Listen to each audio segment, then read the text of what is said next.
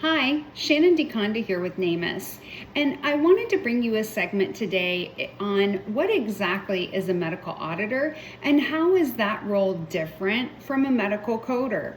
This is a question we get a lot, whether it's from coders themselves or auditors, but we also hear this question a lot from physicians who are, I have this great team around me supporting me, but I'm not sure that I have a clear understanding of what everyone's role is and what everyone does. So here's this quick little video to kind of better educate everyone for understanding.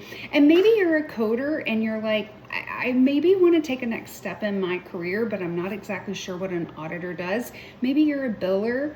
Maybe you're a flight attendant and you're like, I just want to know what medical auditors do. So whoever you are, whatever shoes you're currently wearing, I hope this video is helpful for you. So medical coders and auditors both work in documentation. So I think we all know that, but also we work in the same compliance landscape and we all work with documentation, but our purpose is a little bit different. So let's start with the medical coder. A medical coder is primarily responsible for looking at the documentation and selecting the codes, and those are the standardized codes, CPT, ICD-10, and HCPCS codes for billing reimbursement. And that reimbursement and reporting that happens before the claim reimbursement. So their role is more based on accuracy, speed, so they are staying more current with those evolving guidelines as they come out, and they're the ones making sure every service is being reported, the diagnosis is correctly captured. They are the front end. They are making sure that everything is accurately reported on that claim form prior to the claim form being dropped and billed to the insurance company. Now, on the flip side, the medical auditor comes in after the fact. An auditor reviews that documentation and the codes, but they're analyzing it all through the lens of risk and accuracy and compliance. Their job is to validate what was billed, to ensure it supports the documentation, it meets the requirements. They're looking for patterns and trends that raise red flags, looking at it from a regulatory payer standpoint and saying, okay, in the totality of compliance, what do we have here? And again, as I mentioned, those trends and analysis, not just looking at claims as a one-off, was this a mistake, but also looking at what is the trend analysis. That's more of what the auditor is doing.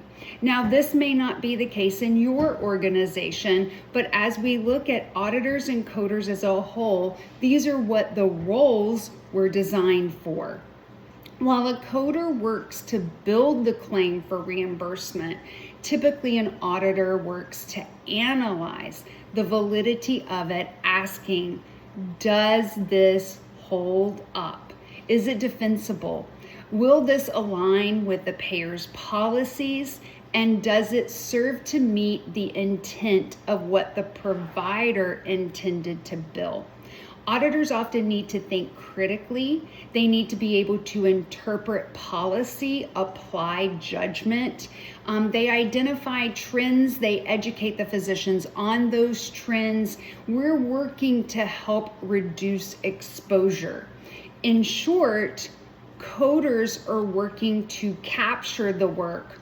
Auditors are working to confirm, was that the work that was reported, and do we see risk associated with how it was captured? So we're both protecting the integrity of the revenue cycle together. That's the intent. So sometimes that intent isn't always married together appropriately, but that's the intent of those two jobs together. If auditing is a space that you're interested in moving into, or maybe you're already in auditing, but you want to grow deeper into the auditing space, there are resources that can help you do that. And we at NamUs are certainly one of those resources.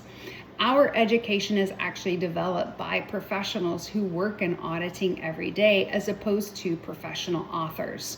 So the value that provides you is our information is created in practical, relevant, rooted, real-world experience.